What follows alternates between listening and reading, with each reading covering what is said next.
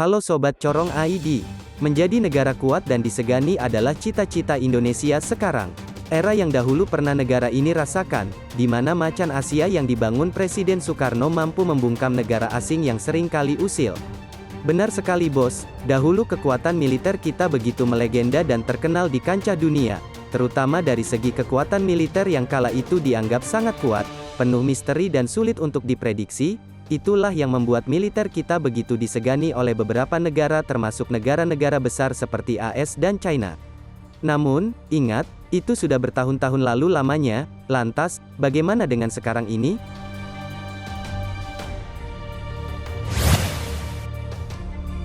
Sahabat sekalian, bicara soal negara kuat, pasti pikiran kita langsung tertuju pada Amerika, Rusia ataupun China. Memang, ketiga negara itu yang sangat dominan dalam hal ini. Meski begitu, beberapa negara seperti Indonesia, sebenarnya telah memiliki modal untuk menjadi negara besar yang tidak kalah dengan mereka bos. Kita lihat saja, beberapa waktu lalu, Indonesia pernah menduduki peringkat ke-12 sebagai kekuatan militer terkuat di dunia. Artinya dalam kawasan Asia Tenggara, militer kitalah yang menjadi number one, hingga kini pun masih begitu.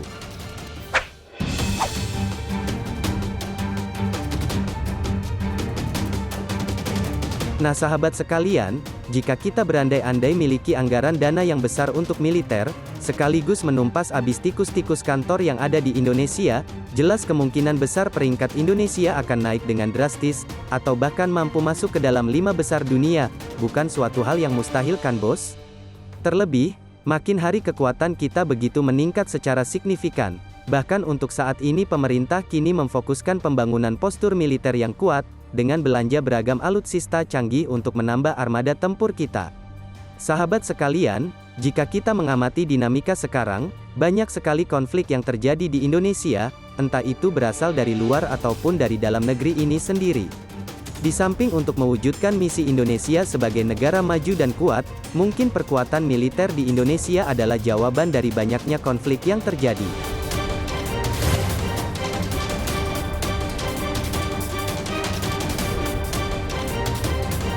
Lantas jika kita bicara soal kemampuan personel militernya, jelas negeri ini tak kehabisan SDM yang berkualitas.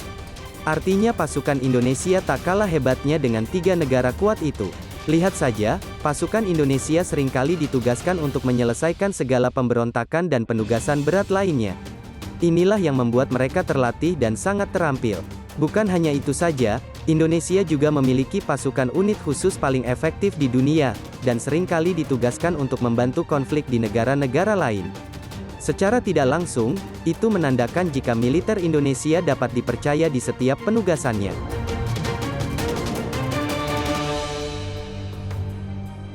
Nah, dari sini kita bisa lihat, bagaimana Indonesia sebetulnya mampu untuk menjadi negara yang hebat di masa depan. Bukan hanya untuk kekuatan militernya, karena dari aspek lain, Indonesia juga memiliki keunggulannya sendiri bos. Di mana bangsa ini memiliki wilayah yang sangat luas dan diberkahi dengan SDA yang melimpah. Nah, jika sedari dulu bangsa ini berpikir lebih cerdas lagi dalam memanfaatkan apa yang kita punya, mungkin sekarang Indonesia adalah negara maju dengan kemampuan militer yang oke, berjajar dengan ketiga negara yang kini sedang berpangku tangan, menikmati hasil kerja keras mereka selama ini. Jadi bagaimana menurutmu terkait video hari ini? Silakan tulis komentar kalian di bawah. Admin undur diri dulu, terima kasih.